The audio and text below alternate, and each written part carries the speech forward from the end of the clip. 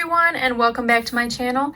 Today I just wanted to do a quick little video on how I do lentil beads. These are just some that I've made up previously.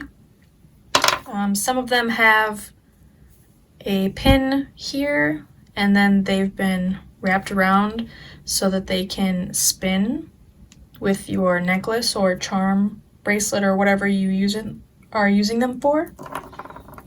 And then others don't have that, they just have the stationary pin. So I can show you how to do both of those today.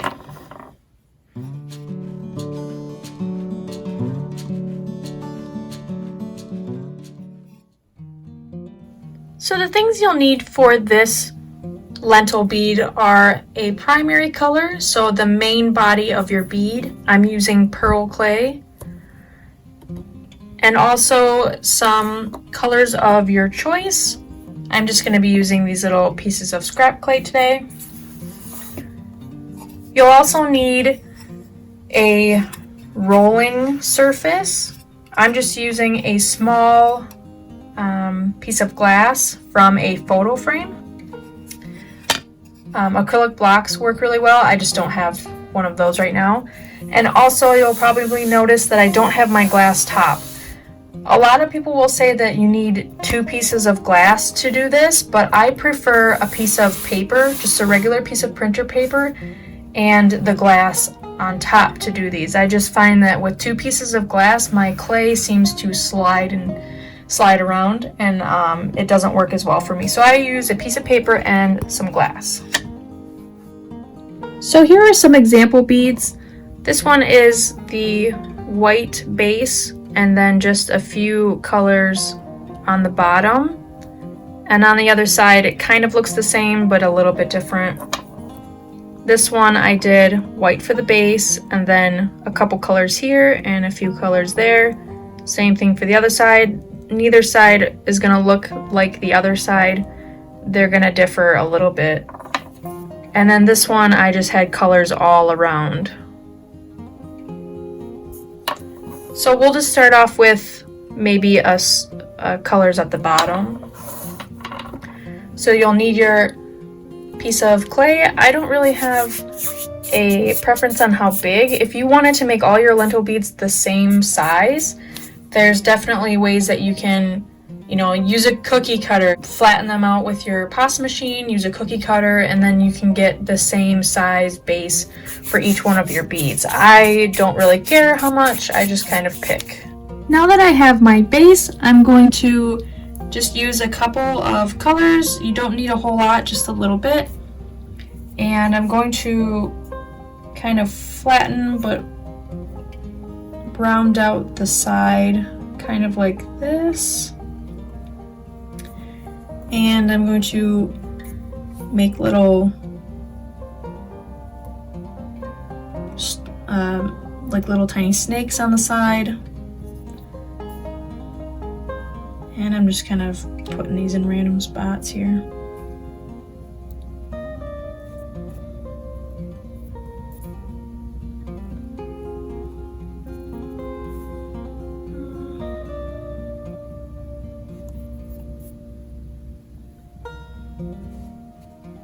Okay, so now that I have my colors on, I'm going to kind of smush them in so that they're a little bit flat, that they're not sticking out.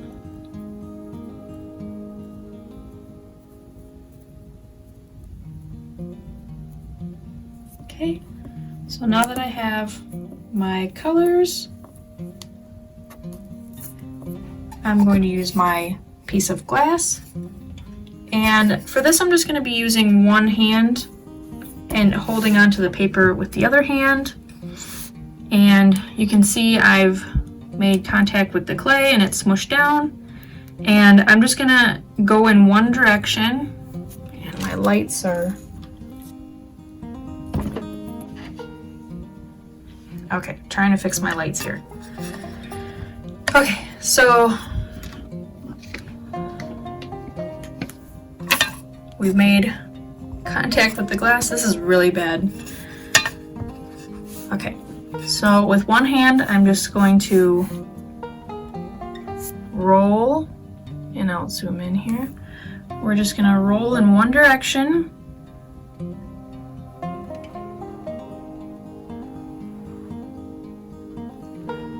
And so you see I've kind of made like this kind of a shape. And I'm just gonna keep going like that.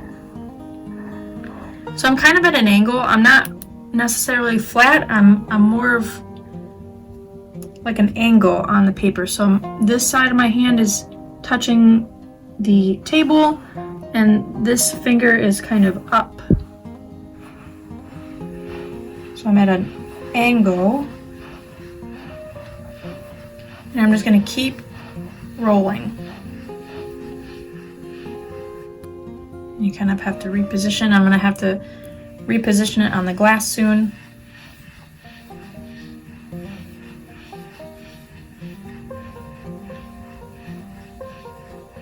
And as you can see, it's starting to swirl.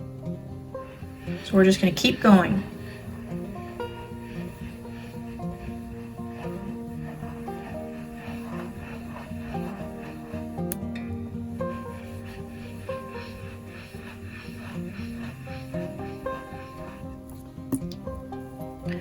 Okay, so this is what we have so far.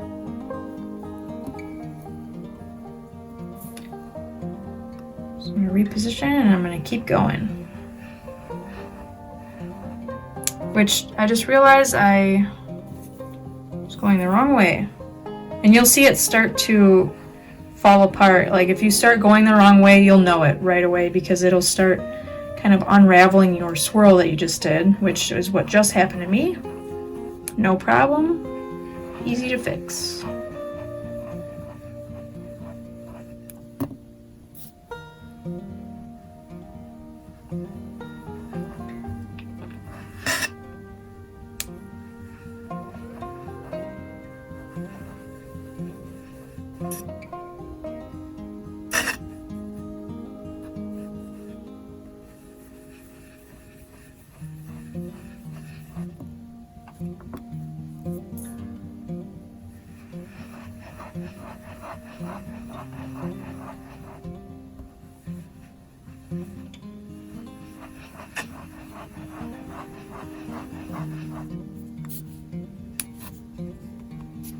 Okay, so that's where I'm gonna stop.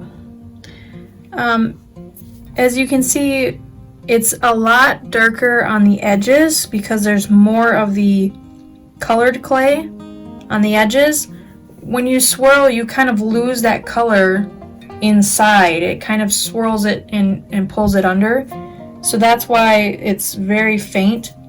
You kind of just have to play with it and see what you like. If you like the fainted colors like this did, see I pretty much lost a lot of that purple. That pretty much all got lost. My blue and purple are, the darker purple are still there, but on this side I've completely lost the other two.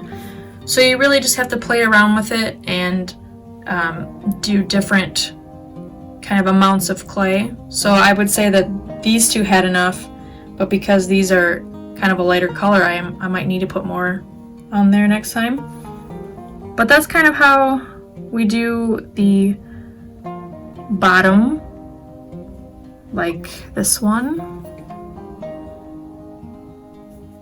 And then for the next one, we can try and do this top and bottom. For this next one, I'm just going to use some scrap clay. I had a failed one of these, so I'm just going to reuse it. And I've got some gunk on there.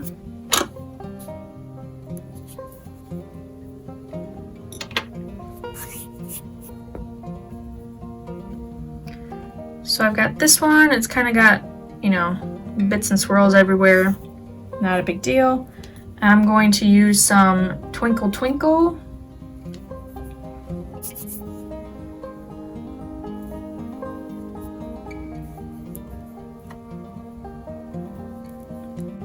And for this one, I'm going to use some teal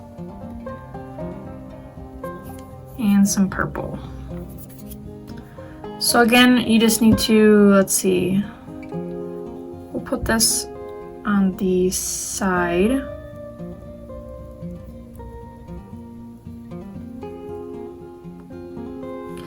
And I'm going to put 2 areas of black down here. 2 areas of black up here. Might move that.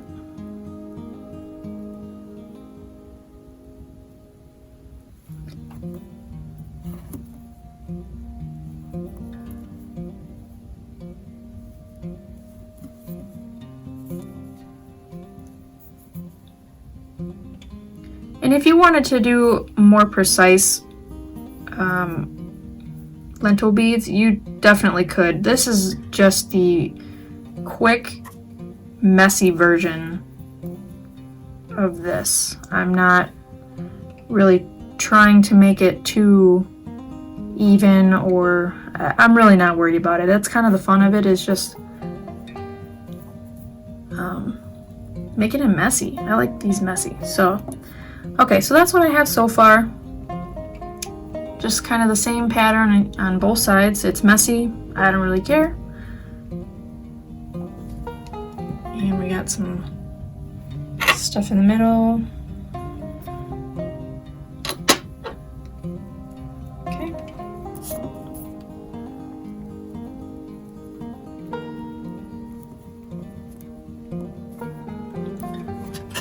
Again, one hand. And we're just gonna swirl.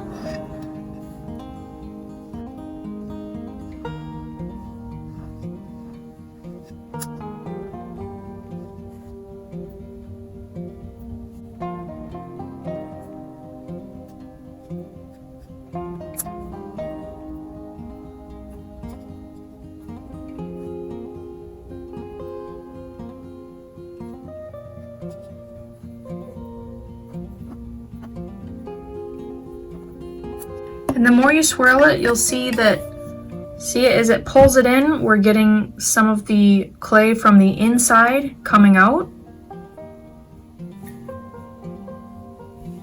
So this really wasn't there before, but now that the clay is getting stretched, the white clay, it's stretching so that it's getting some of that purple from the inside. And you could leave it here or you could keep going. I might go just a little bit more to see what happens.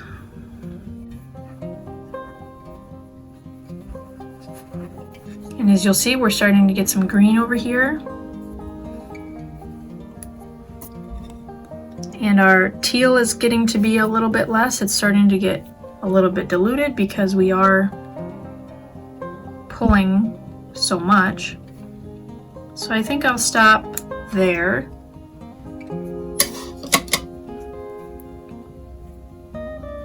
So as you'll see, some purple was coming from the inside. So that's kind of cool. Now you could leave these with pointed ends here, or you can, what I like to do is, you know, after you're done rolling, then you flatten. So I'm just gently flattening so that we get flat on both sides. And then I gently peel it off, and then you might have to reposition that just a little bit, or even roll it again just to get that circle shape back. But that's pretty much the gist of that. And we'll do one more.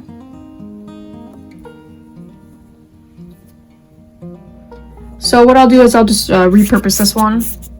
What I'll do is I'll just put kind of like a whole bunch. So we'll just put a whole bunch of little dots on here, and we won't make it kind of uniform at all, we'll just kind of stick some here and there, and we'll see how that turns out.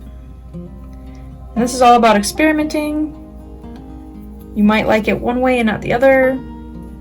I kind of like doing these weird ones like this because you never know how it's going to turn out. It just kind of is. I think I'm going to put some black on there, and I actually forgot to put glitter on the other one, so let's throw some glitter on this. And I have some gold.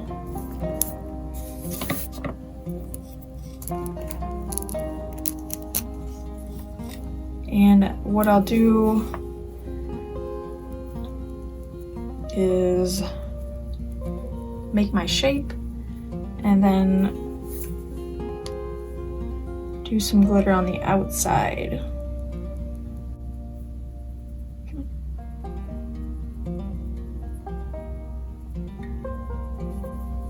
Okay.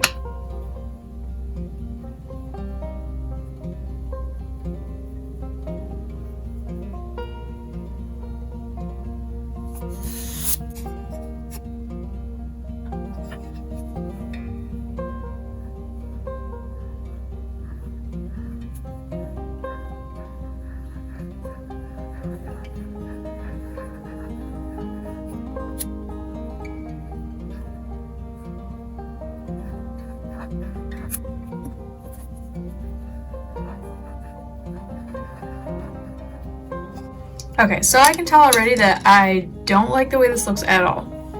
So what I'm gonna do is break her apart and start over, because you can do that.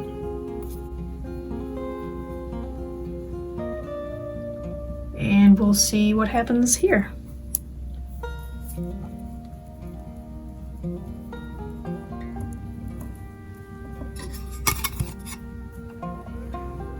Sorry, my phone stopped recording.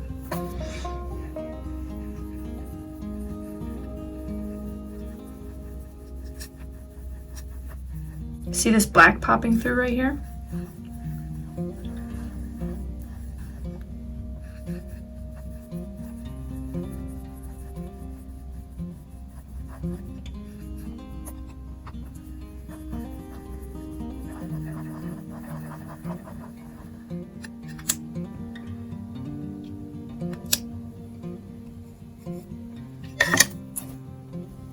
So I kind of like this one a little bit better. Not too impressed with it, but you kind of get the idea. This is all about experimenting. It's all about finding the colors that you like. You know, it's all subjective. So now what I'm gonna do is show you how to put your kind of embellishments on. So with these, you kind of have to figure out where you want your pin to go. So do you want the pin to go through here and have the designs on the side? Do you want the designs top to bottom? You'll have to figure that out for yourself. But for this one, I have these, I'm not really sure what you would call these. They're flat top pins, I guess. I'm not really sure. They're not the straightest pins, but that's what those look like. And then with the other ones, I have these hooked. They have their own little hook on them. So I'll start with this one. So what I do is I find where I want the pin to go, like so, and I push and I rotate and make sure that I'm still going in the right direction, and I keep pushing.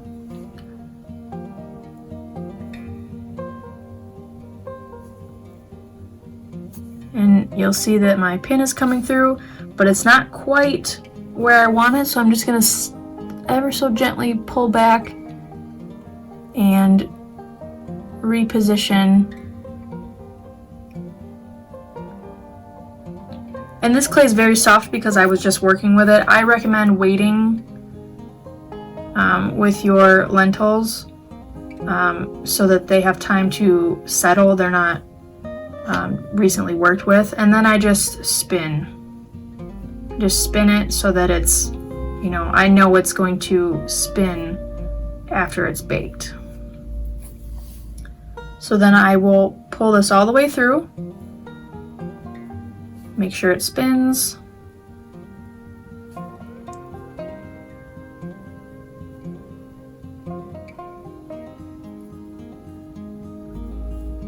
And then it's ready to bake.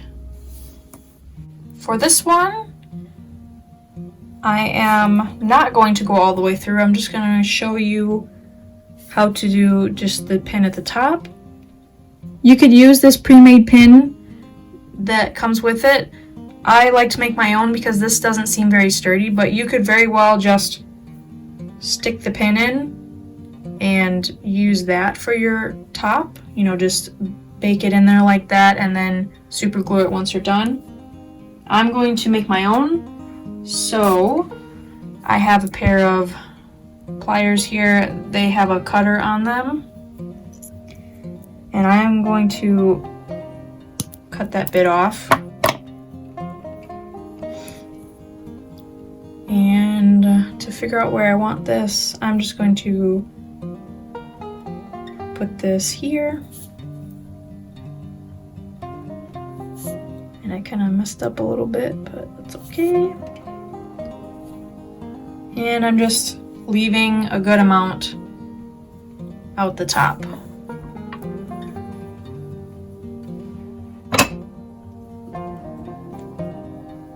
Okay, baking. I use a ceramic tile. And when I do my lentils, I use a piece of old t-shirt that has been depilled. So I just do a flame or a torch, and I just torch the top of this so that it gets rid of all the fuzzies, and I bake on top of this. So I take my piece, set it right down like so. That will make it so that the one side doesn't get a shiny spot, because if I were to bake it just on this tile, there would be a shiny spot where that bead is, because the tile is shiny. Because this is not shiny, the bead will be the same on both sides. So I'm going to go ahead and bake that, and we'll be back after they are done. Okay, our pieces are baked and out of the oven. As you can see, no shiny spots.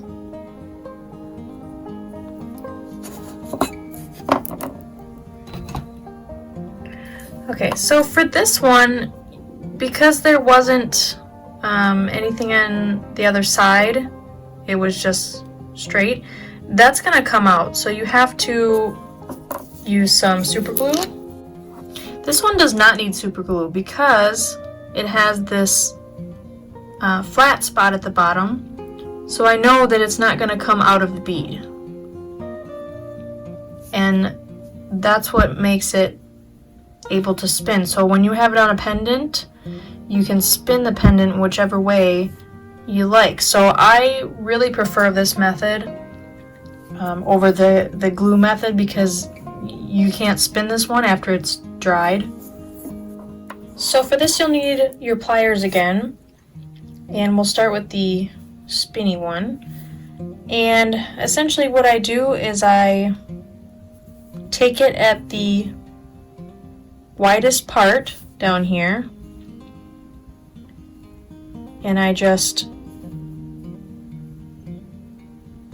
fold or bend, and I keep doing that as far as I can get it.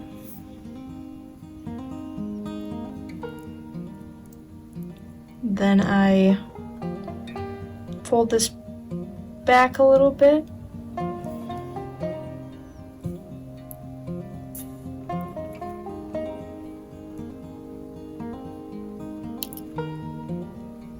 like that.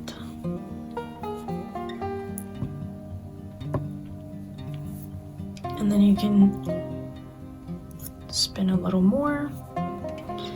So there is your hook, and it spins. So I really like this method. It's pretty fast and simple, and you don't have to worry about glues, and you don't have to worry about it coming out of your pendant unless the pendant breaks. So, and then obviously we just do the same with this one.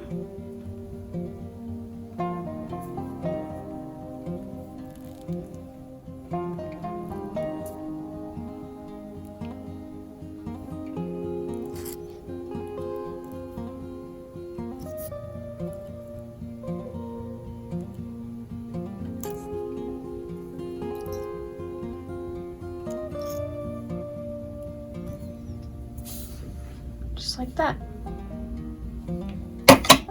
And when this one is done and dried, that won't move. So you really gotta make sure that it's in the position that you want it.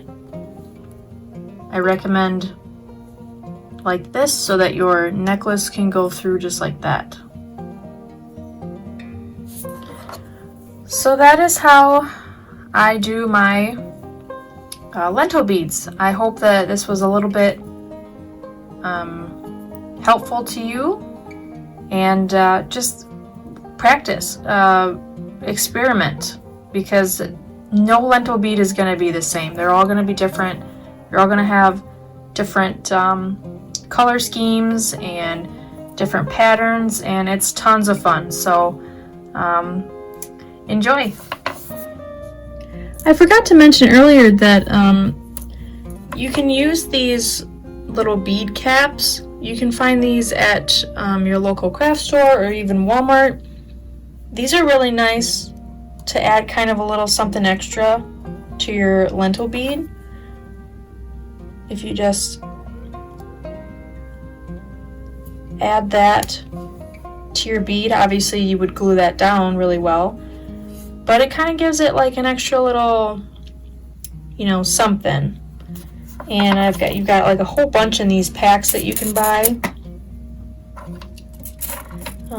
Really small ones to bigger ones. If you had a little bit rounder lentils, this might work a little bit better with the larger bead caps, but I mean, it's just something extra that you can do with your lentil. Let's try this small one, see how that looks.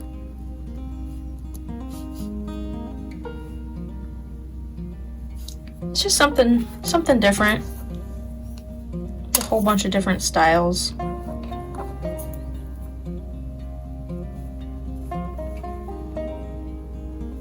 But yeah, I forgot to show that earlier, so I'm gonna throw it in now.